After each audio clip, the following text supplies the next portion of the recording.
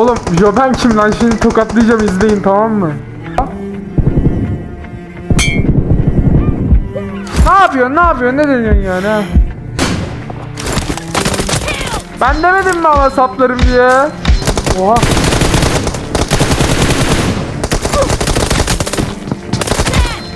Basit kardeşim, basit.